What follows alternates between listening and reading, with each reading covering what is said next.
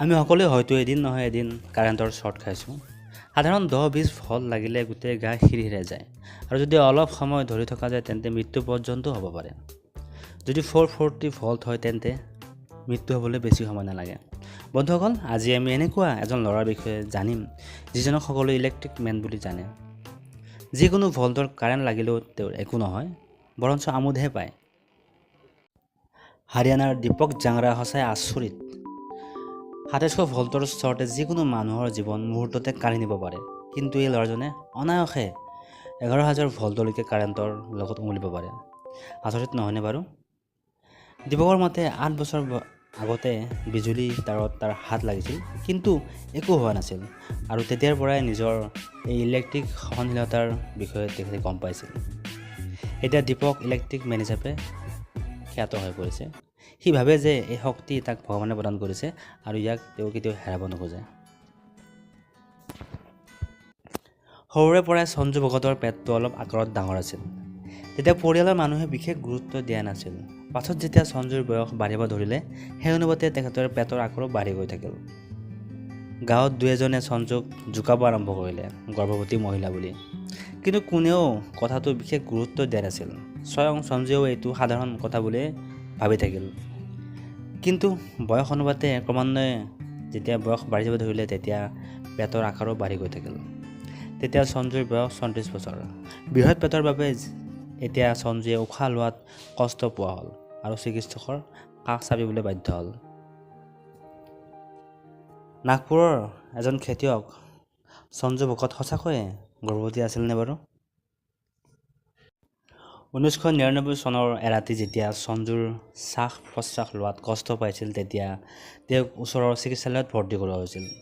যদিও সংকটজনক অৱস্থা দেখি তেওঁক ৰাতিয়েই মুম্বাইৰ টাটা মেমৰিয়েল হস্পিটেললৈ পঠিওৱা হৈছিল। তাৰ পিছত সঞ্জুৰ অস্ত্ৰোপচাৰ কৰা হৈছিল।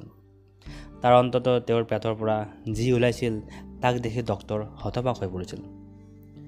সঞ্জুৰ পেটৰ পৰা এক বৃহৎ টিউমাৰ বাহিৰ কৰা হৈছিল, কিন্তু টিউমাৰটোত অবিকশিত হাত ভৰি লগতে চুলি দেখি ডক্তৰে বুজি পাইছিল যে সেয়া এক মানৱ ভ্ৰণ, যিটো সঞ্জুৱে 34 বছৰে পেটত কঢ়িয়াই লৈ ফুৰিছিল।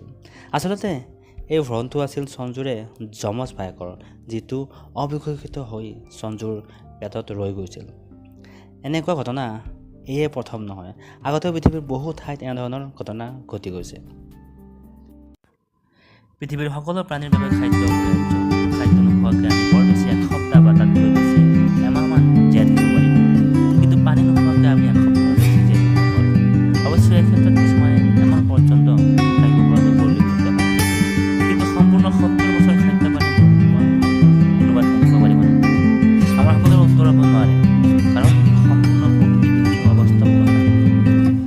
বন্ধুসকল, আজি আমি ভাৰতৰ এনেকুৱা এজন ব্যক্তিৰ কথা কম যিজনে সম্পূৰ্ণ 70 বছৰে আজি পৰ্যন্ত খাদ্য পানী নোখোৱাকৈ জীয়াই আছে। বন্ধুসকল, তেখেতৰ নাম হৈছে প্ৰহ্লাদ চাকি।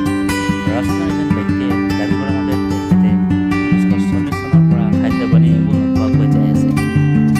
13 আগষ্ট 1919 চনত জন্ম হোৱা প্ৰহ্লাদ চাকিয়ে 12 বছৰ বয়সতে গৃহত্যাগ কৰি গ্ৰহণ কৰিছিল। তাৰ পাছৰ পৰাই তেখেতে ভগৱান মাতাৰ ভক্ত হৈ পৰে আৰু গেৰুৱা সাজ গ্ৰহণ কৰে। তেখেতে কৰা এই দাবীৰ সত্যতা নিৰূপণ কৰাৰ বাবে 2003 আৰু 2010 চনত দুবাৰকৈ তেখেতৰ শাৰীৰিক পৰীক্ষা কৰা হৈছিল, যদিও কোনো ফল পোৱা নগ'ল আৰু তেখেতৰ দাবীকে সঁচা বুলি মানি লোৱা হয়। এতিয়ালৈকে বহু প্ৰতিষ্ঠিত টিভি চেনেল খবৰ কাগজ আৰু সাংবাদিকে আজি তেখেতক লগ কৰিছিল। বৰ্তমান তেখেতে এতিয়ালৈকে একো খাদ্য পানী গ্ৰহণ নকৰাকৈ জীয়াই আছে। বন্ধুসকল, যদি ভিডিঅ'টো চাই ভাল পালে তেন্তে লাইক কৰক আৰু লগতে মোৰ চেনেলটো ছাবস্ক্ৰাইব কৰক। Thank U.